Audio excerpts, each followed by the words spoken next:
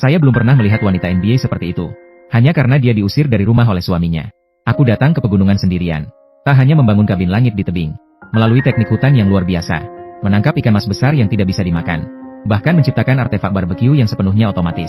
Menjalani kehidupan yang patut ditiru. Gadis berkacamata itu tidak tahan dengan makian suaminya. Dalam keadaan marah, aku memilih untuk hidup di alam liar. Tepat saat dia kelelahan karena perjalanan. Sebuah kolam bening terlihat. Setelah pemeriksaan cermat, saya menemukan. Itu dikelilingi oleh tebing. Rasanya seperti surga. Gadis berkacamata itu segera memutuskan untuk menetap di sini. Ada banyak bambu tebal yang tumbuh di dekat kolam. Ini adalah pilihan yang sempurna untuk membangun tempat berlindung. Seorang gadis berkacamata dan berpenampilan lembut. Tidak ada tekanan untuk melakukan pekerjaan kasar. Dia memilih membangun tempat berlindung di tebing. Ini akan mencegah semua jenis binatang liar mendekat. Dia pertama kali menempatkan bambu di antara tebing. Lalu gunakan papan bambu untuk menyambungnya. Ratakan saja permukaannya. Anda bisa mendapatkan jembatan lengkung yang kokoh. Berikutnya, gadis berkacamata mengandalkan daya apung bambu. Datanglah ke tebing di satu sisi. Permukaan tebing yang tidak rata di sini dapat digunakan sebagai titik dukungan, agar kayu menempel horizontal pada kedua sisinya. Dengan fondasi yang kuat, dia bisa mengembang keluar untuk mendapatkan cukup ruang. Meskipun tubuh mungilnya berdiri di tebing, tidak gugup sama sekali. Kacamata tebal mengungkap pengetahuan fisika yang tak terbatas. Hal ini juga memungkinkannya untuk melakukan setiap langkah dengan mudah. Setelah dia mengikat tabung bambu itu dengan erat, terus perkuat tepi bingkai. Akhirnya potong kelebihannya. Anda dapat mulai menyiapkan bahan lantai. Potong bambu dengan golok. Namun hal ini tidak dapat dipisahkan sepenuhnya. Setelah pemrosesan top-down selesai, Anda bisa mendapatkan lantai yang datar. Selanjutnya, letakkan saja dengan rapi di atas platform. Menyelesaikan konstruksi tanah. Sekarang saatnya membuat dinding. Gadis berkacamata membuat alur di salah satu ujung tabung bambu. Ujung lainnya sedang memproses pin garpu. Satukan bagian-bagiannya satu persatu. Dan diikat dengan bambu. Beban tambahan tersebut menyebabkan platform mulai berguncang. Maka gadis berkacamata itu memasukkan bambu ke dalam celah batu itu. Lalu pasanglah tiang bambu di sepanjang tebing. Gunakan pohon yang tumbuh sebagai titik penahan. Hal ini secara efektif akan mengurangi tekanan pada platform. Operasi yang tampaknya sederhana. Sebenarnya Anda perlu menguasai rumus perkalian. Gadis berkacamata membelah bambu menjadi dua. Lalu taruh terbalik. Permukaan cekung dan cembung dapat saling bertautan. Biarkan air hujan meresap dengan lancar.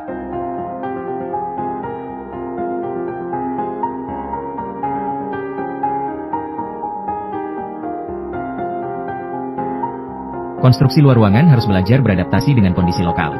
Dan juga perlu menguasai beberapa pengetahuan fisika. Saat beban pada platform meningkat, diperlukan pemuatan lebih lanjut terhadap platform tersebut. Beberapa dukungan vertikal diperbaiki. Dengan demikian, struktur utama tempat berlindung diperoleh. Adapun konstruksi temboknya, gadis berkacamata memikirkan cara yang sederhana dan cepat, yaitu dengan menggunakan dua bilah bambu sebagai relnya. Lalu masukkan tabung bambu satu persatu. Hal ini tidak hanya menjaga dinding tetap vertikal. Ini juga sangat cepat untuk dibangun. Tak lama kemudian dia memiliki 3 dinding. Kemudian gadis berkacamata itu memotong bambu menjadi beberapa bagian. Kemudian silangkan kepang. Dengan demikian membentuk pintu tempat berlindung. Sebagai seorang gadis, kecintaan terhadap keindahan adalah hal yang tidak bisa dipungkiri. Setelah dekorasi sederhana, Anda dapat menggunakan potongan bambu untuk memperbaiki pintu. Melihat cahaya ini dengan kecerdikan, gadis ini tidak bisa lagi digambarkan. Siapakah yang dapat membayangkan tempat perlindungan yang begitu indah? Diciptakan oleh gadis lembut ini. Untuk memiliki jalan pulang yang aman, gadis berkacamata membuat tangga yang naik turun. Dan juga memasang pagar pembatas 360 derajat di sekitar. Bagaimanapun juga, keselamatan adalah hal yang paling penting. Aku terjatuh dan seluruh tubuhku penuh memar. Jika Anda basah, itu akan menjadi tawaran menarik bagi para orang tua mesum di depan layar. Terakhir, poles permukaan bambu hingga mengilap. Rumah tebing gadis berkacamata sudah selesai. Setelah seharian sibuk, aku belum mengisi ulang tubuhku dengan kawaii. Dia menggunakan tanah sebagai isolasi di permukaannya. Setelah itu, Anda dapat menyalakan api di atasnya dengan aman. Meskipun kabinnya tidak terlihat besar, tapi di dalam sangat nyaman. Gadis berkacamata itu mengeluarkan satu-satunya potongan daging peks yang tersisa. Mulailah memasak makan malam hari ini.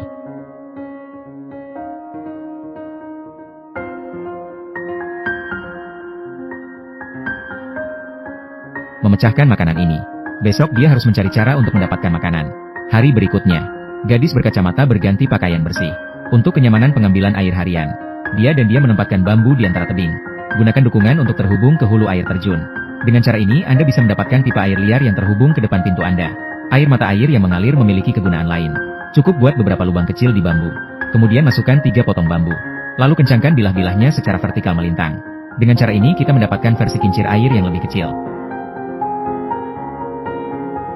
Dengan transmisi daya, gadis berkacamata membuat joran pancing lainnya. Beruntungnya, tempat ini berada jauh di pegunungan dan belum pernah ada orang yang menginjakkan kaki di sini. Sumber dayanya sangat kaya. Hanya dalam waktu kurang dari 10 kunsong, Saya berhasil menangkap 2 ekor ikan nila. Kacamata digunakan untuk menghubungkan ikan ke kincir air. Langsung sadari kebebasan tangan memanggang ikan.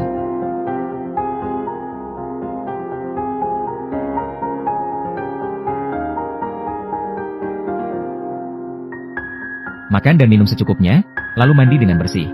Aku sangat iri dengan hari ini sampai gigi belakangku hampir patah. Setiap hari saya memberi makan ikan untuk menghabiskan waktu. Gadis berkacamata juga akan menangkap beberapa ikan terlebih dahulu. Air mata air yang dingin membuatnya enggan untuk pergi ke darat. Dia juga secara bertahap terbiasa berjalan di bebatuan curam. Tidak ada kekurangan makanan segar di pegunungan. Anda dapat menggali rebung muda dalam waktu singkat. Ketika saya kembali, saya menyadari bahwa saya telah memperoleh banyak hal hari ini. Selain ikan nila seukuran telapak tangan.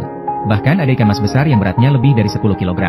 Situasi ini, gadis berkacamata itu hampir tertawa terbahak-bahak. Sepertinya aku harus makan banyak malam ini.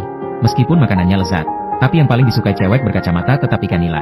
Sambil menunggu, dia juga menemukan seekor kepiting raja di dekatnya. Bermain air adalah hobi terbesarnya. Air mata air yang jernih tidak hanya dapat membersihkan kotoran di tubuh Anda. Itu juga dapat membuatnya melupakan semua masalah duniawi.